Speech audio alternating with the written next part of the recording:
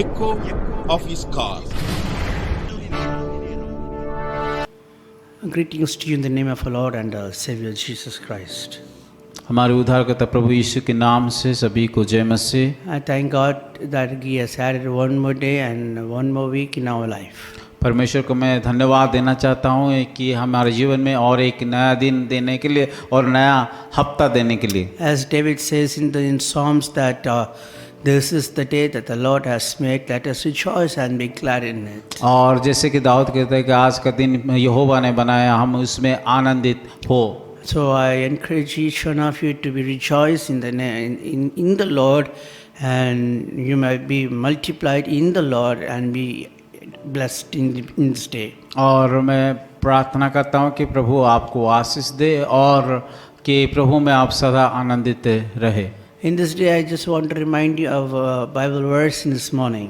आज के सुबह में वचन से एक बातों को याद दिलाना चाहता हूँ। In Exodus chapter 14 verse 14, when we read, जब हम निर्गमम उसका 14 का 14 आयत में पढ़ते हैं, the word of God says like this. परमेश्वर का वचन इस प्रकार कहता है, Jehovah will fight for you, and ye shall hold your peace. यहोवा आप ही तुम्हारे लिए लड़ेंगे, इसलिए तुम चुपचाप रहो। The word of God says, the first portion says, Jehovah will fight for you. और पहला अंश में इस प्रकार लिखा गया है, यहोवा आप ही तुम्हारे लिए लड़ेंगे। Another translation says, the Lord will fight for you. और दूसरी भाषा में इस प्रकार उसको भाषांतर किया गया है कि परमेश्वर आपके लिए युद्ध लड़ेंगे। I don't know who's going in what situation. You might be going to difficult situation. मुझे मालूम नहीं आप लोग किस प्रकार की परिस्थिति में हो, किस प्रकार का परिस्थिति का सामना कर रहे हो। You might be going under somebody, you may be going through the case or something. शायद आप दुख तकलीफ से हो करके गुजर रहे होगा। And maybe you might be going into the financial criticism, some stuff like that. और शायद आपके जीवन में आर्थिक का संकट होगा। But the word of God says, the Lord will fight for you. परंतु परमेश्वर का वचन इस प्रकार कहता है कि यहोवा तुम्हारे लिए युद्ध को लड़ेंगे।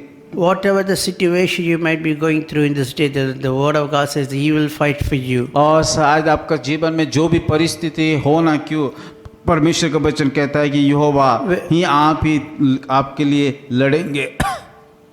When we read in Psalms 46:10, it says, और जब हम भजन संहिता उसका 46 का 10 में कहता है, Be still and know that I am the God. और परमेश्वर के सम्मुख में स्थिर रहो और जानो चुपचाप रहो क्योंकि वो यहोवा परमेश्वर है। The word of God says, Be still, be calm and know that I am the Lord. और वचन कहता है कि हमें इस प्रकार कहता है कि चुप रहो और जानो कि परमेश्वर यहोवा है। In this morning I would tell you that be still in the Lord, and the Lord will change your situation in this day.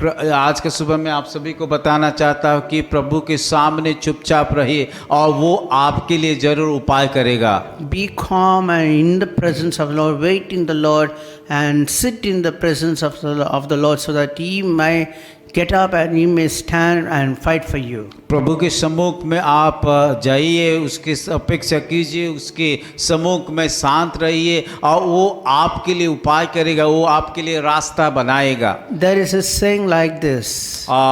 इस प्रकार भी एक कहावत है, When you kneel down, He stands for you. और जब आप घुटने में आते हैं वो आपके लिए वो खड़ा हो जाता है। When you kneel down, He stands for you to fight. और जब आप की घुटने में आते हैं वो खड़ा हो जाता है आपकी पक्ष में लड़ने के लिए। In other hand, when you stand up, He sits. और दूसरी भाषा में आप कहेंगे तो जब हम कहता है कि अपेक्षा करना मतलब हमें कि चुपचाप रह के उसकी अपेक्षा करना है। So I would encourage you to kneel down and pray so that He may stand for you and He may fight for you whatever the situation you may going through in this day. और मैं आप सभी लोगों को उत्साहित करना चाहता हूं कि आप घुटने में आ करके प्रार्थना कीजिए ताकि वो आपके लिए खड़ा हो करके युद्ध को लड़ेंगे। May the Lord bless you abundantly, richly. प्रभु आप सभी को बहुतायत से आशीषित कीजिए। Let's pray. आइए प्रार्थना करेंगे। Our heavenly gracious heavenly Father, we come to the grace of throne.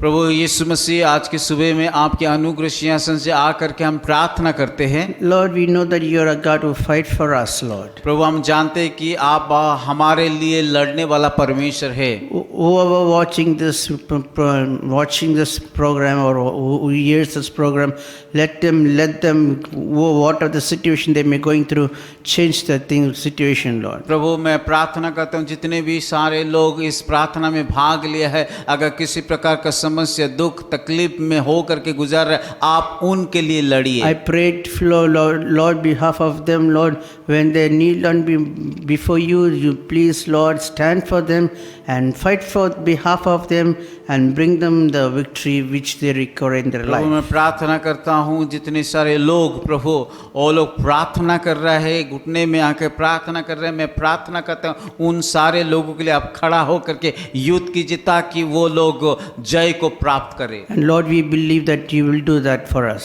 और हम विश्वास करते हैं प्रभु आप हमारे लिए जय देने वाला है। In Jesus' name we pray. धन्यवाद Amen. करते हैं, हमारी प्रार्थना सुना, यीशु मसीह के नाम से हम प्रार्थना करते हैं। Amen. आमीन।